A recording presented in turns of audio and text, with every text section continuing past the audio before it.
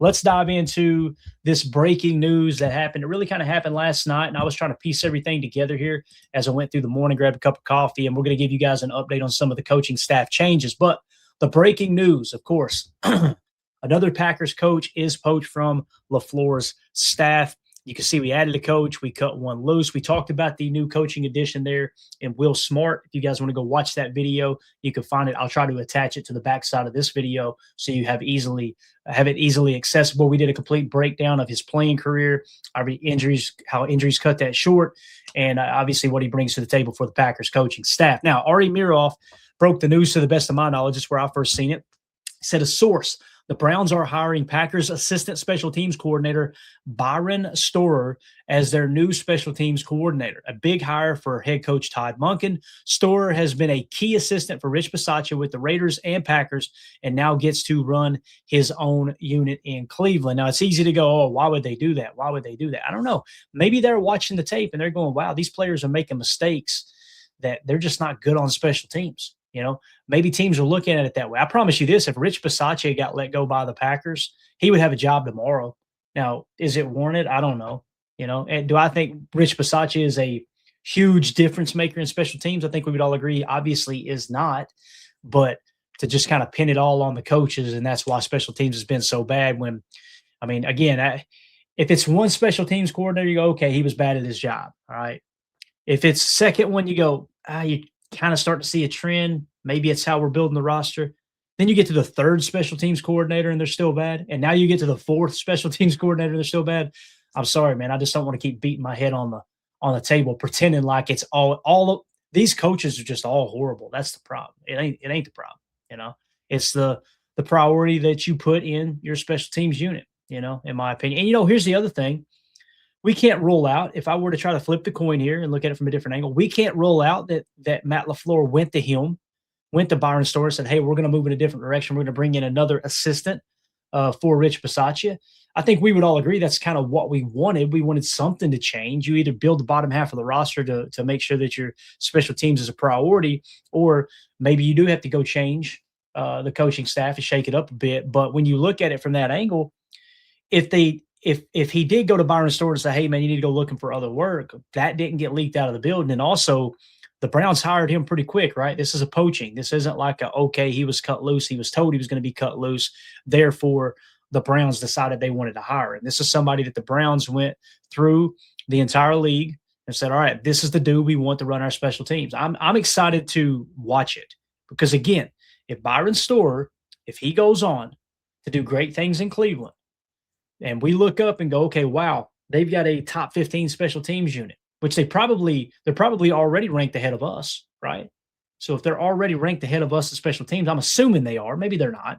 But, I mean, portion of the fan base talks like our special teams is just absolutely horrid, right? So if that's the case, I imagine they would have a better special teams than us. And if that's the case, and he goes over there and you know, they get even better or they finish ahead of the Packers, I mean, who was it then? Was it the players or was it the coaches, right? So, again, that is the big change there is the special teams, the assistant special teams coordinator and Byron Storer, second in command of the special teams, only behind Rich Bisaccia, your assistant head coach, is being hired by the Browns as their new special teams coordinator. Now, let's get into some of the coaching staff changes real quick. Again, I just try to update this as often as I can using AI, just kind of give you guys an idea of what's changed on the surface.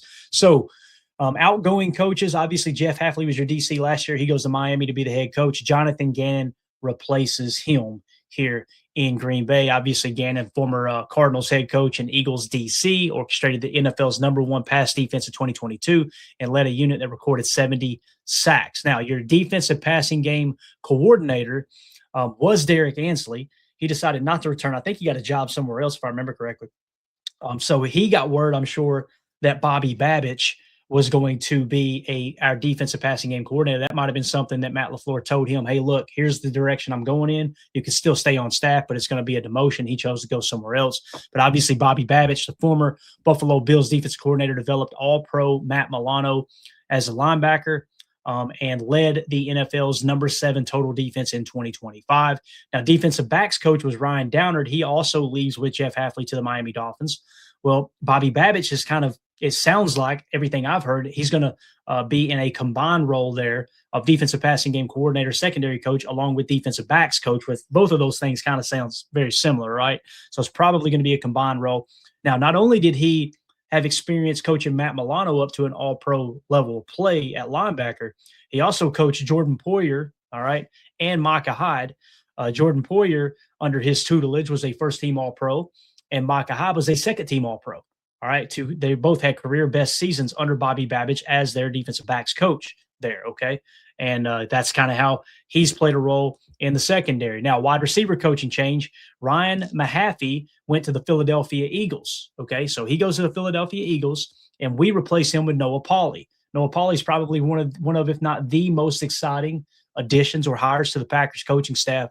Obviously, has a Christian Watson connection there, former North Dakota State University coach who developed Christian Watson, joins from Penn State.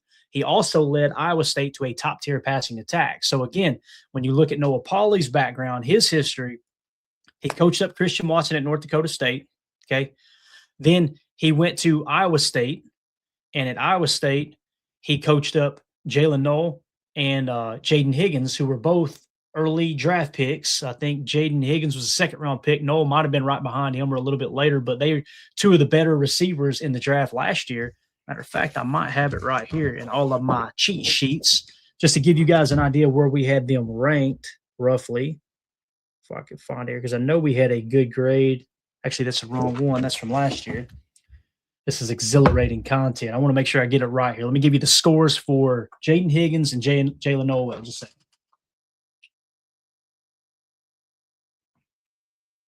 Yeah, Jaden Higgins had a 43 score, and Jalen Noel had a 70, both of them top 100 prospects. So, obviously, that is what Noah Pauley has on his resume recently. Now, again, Penn State, they run off James Franklin. James Franklin ends up going to Virginia Tech, so they hire in a new head coach into Penn State, and Penn State said, you know who I want to be at the top of my list on my staff? I want to go get Noah Pauley from Iowa State. So he goes and hires Noah Pauley, and before he could even get one toe in the building, Matt LaFleur said, nah, Noah, come on over here to Green Bay and be our wide receiver coach. So obviously Noah Pauley wanted to get to the pro level and not hang around in college for too long. So again, that is your new wide receiver coach. Now, linebacker coach, Sean Duggan, he left to the Miami Dolphins with our boy Jeff Hafley. He is replaced by Sam Cephas, all right? And with Sam Cephas, what you're getting is system continuity. You know, he was the former Cardinals linebacker coach under Jonathan Gannon, a Conomowoc native with deep Wisconsin coaching roots. He was at UW-Madison, Platteville. Okay, so that's a guy, Wisconsin native, that has system familiarity, you know, continuity, if you will, with Jonathan Gannon, who comes over from the Cardinals. Now, what are we still looking to replace here? A couple of different things. Actually, let's go to Will Smart, then we'll go to be determined. Okay, so Will Smart was the hire yesterday, right? Or the announcement of the hire, I guess you could say, the breaking news. He's probably going to be the defensive pass rush specialist, okay? Now, it's kind of listening as a new role. That's the only thing that was kind of reported is he's going to be a pass rush specialist. Will he take over for Wendell Davis, who was the defensive quality control, and then just kind of really key in on pass rush? That could be the case, right? Because Wendell Davis, obviously, he was the ball king. He left to the Miami Dolphins with Jeff Hafley. So it's kind of to be determined to see who, you know, fills that role. And it says these roles are typically filled following the secondary coaching wave. So is Will Smart going to be that guy? I don't know. Because, again, if you list him as defensive pass rush specialist, that is a new role. Now, he could be an assistant to DeMarcus Covington. It sounds like that's what he's going to be, is he's going to be working under DeMarcus Covington. So maybe they just stamp him with defensive quality control. I don't know. But he is a rising star. He joined from Vanderbilt, okay? He's a former Wake Forest player and defensive specialist hired to refine the front four rush under Gannon. So, again, that is just kind of the quick breakdown of the changes that have been made. And you still got a few voids here, okay? Quarterback coaches. Sean Mannion ends up getting the OC job in Philly. Again, people calling for Matt LaFleur to be fired. And then you got the Philadelphia Eagles going, man, we need to go get our next offensive coordinator.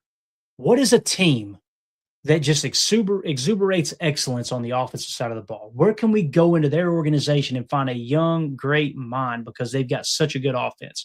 Oh, let's go to the Green Bay Packers and let's hire their quarterback coach, Sean Mannion. He'll be our new offensive coordinator. First-time offensive coordinator. Guys, that means a lot too. You're kind of rolling the dice on a guy who's never called plays, right? Who's never been an OC before.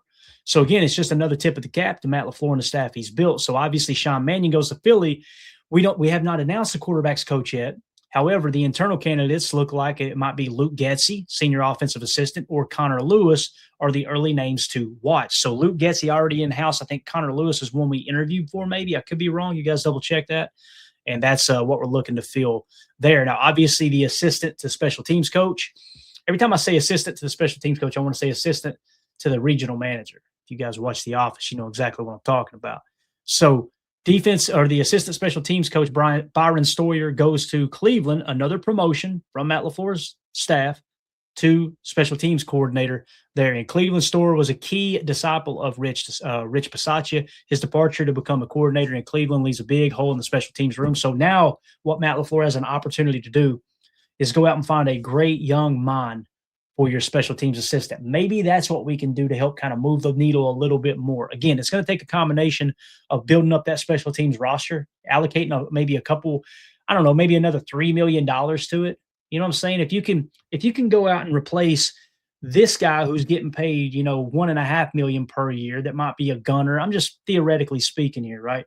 Or maybe somebody who's in on kick protection, on field goals off the wing there, right? Kind of like what Mercedes Lewis used to do, right? If you're paying that person, I don't know, $800K to $1.5 million, what if you went out and spent just $3 million on that guy to fill that void, whether it's a gunner or protector?